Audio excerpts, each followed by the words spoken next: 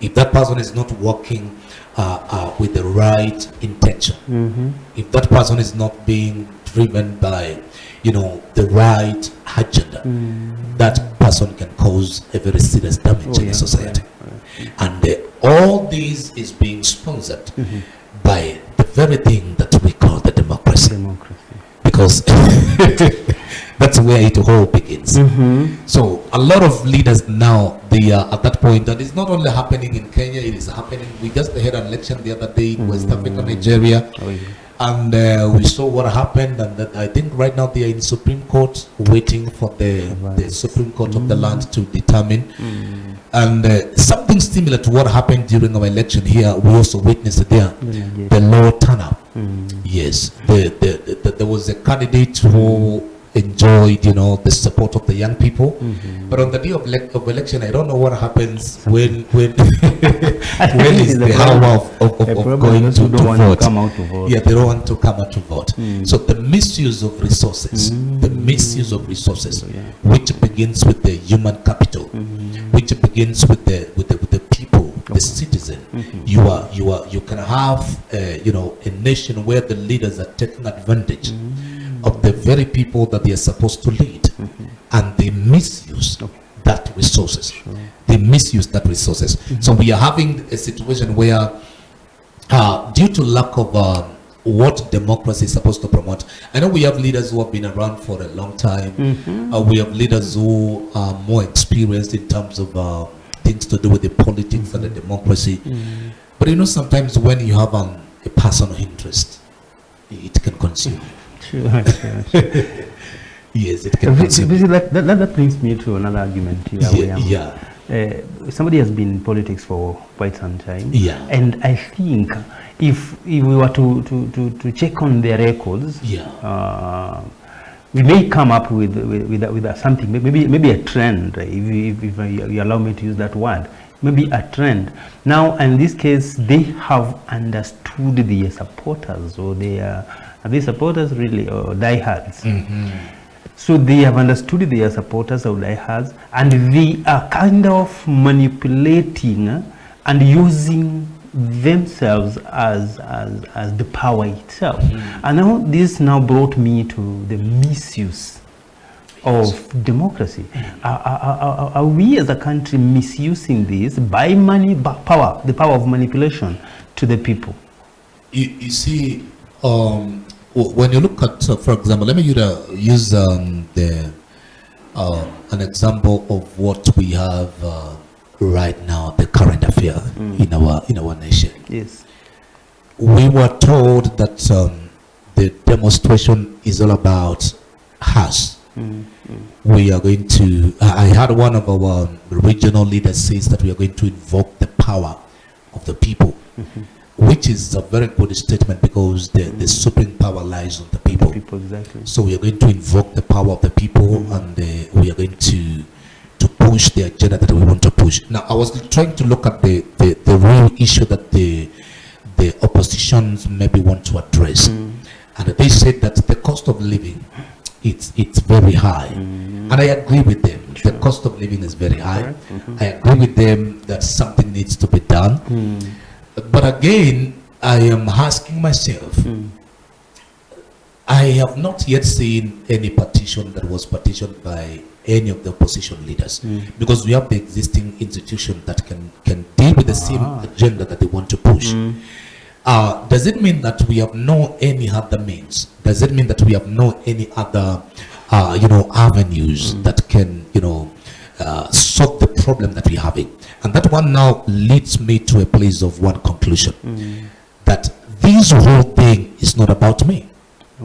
Because if it was about me, and I'm sorry to say that one, but uzuri sasa, I do not belong to any mrengo. I am a spiritual leader, and I don't have to be politically right to be understood. I am a spiritual leader, and when I speak from the place of representing another government, which is not the church, the body of Christ. And since we are on this world, then we are concerned of the affairs and the happenings around. So if for real we are talking about the economy, and we are talking about the cost of living, and we are dealing with the issues that are touching on the common mwananchi. I'm asking myself, does it mean that there is no any other means that we can use? So that's where now your question is coming in. Like, are we misusing the democracy? Are we misusing the people? And let me say this one. Suppose the leader says, let's gather and let's do 1, 2, 3. And the people refuse to do so. Okay. Yeah. The people by themselves, they just say, no, this is not the way that we should go with. Or maybe this is not the right way to walk. This is not the direction that we need. What is going to happen is that that leader is going to go back again to the same people and have a conversation and get to know from the people which is the right way maybe to approach the same problem that we want to solve. Because right now what is happening is that you have leaders who have, because these are leaders who have been around for almost some 2 to 3 decades. They have mastered the minds of the people and their followers. And they know what the people want to hear. Okay? They know what the people want to hear. They know what the people really want to do. In as much as the politicians are also pushing their own agenda, again, Pierre, there is that, there is that desire and appetite of Kenyans, where they want to always be in the mode of politics. They want to be always on the mood of trying to stop this, and there is no time of even sitting down and focus on, like, we have tried this one didn't work, we have attempted this, because we were here in 2007. We all saw what happened. Okay, correct. If that route, if that direction of demonstration was actually the way of solving problem, then we would have solved it on 2007, 2008. By that time I was in Mombasa and I saw what happened during that time. In 2013 somehow the Supreme Court deals with the issue in a manner that we didn't witness too much of chaos. But 2017 we came back again, and similar, something similar to that now is what we are going to witness, or maybe we are witnessing right now. As we also blame the politician, I also blame the people, the citizen. Why have they allowed themselves to be, so controlled and influenced, even to an extent that sometimes you can lose your life for something that is not going even to benefit you directly as a person, as an individual? Those are the questions that I ask. Let us be honest with ourselves. Let us be realistic. We are not dealing with an economical issue here. What we are having it's more than economic. It's more than economic. We are just dealing. It's just an extension of the political situation that we had last year, August, and somehow there are issues. Maybe these people, our people, feel like, our leaders feel like they were not yet addressed. Now they are trying to express their grievances, which to me, the damage and the gravity of what maybe they are intending to do is more worse than what actually maybe they believe or they think was done to them. Steve, there is a problem here, because we must solve a problem, and the only way of solving this problem is by demonstrations. Then I think as a country we are doomed to fail, so to speak.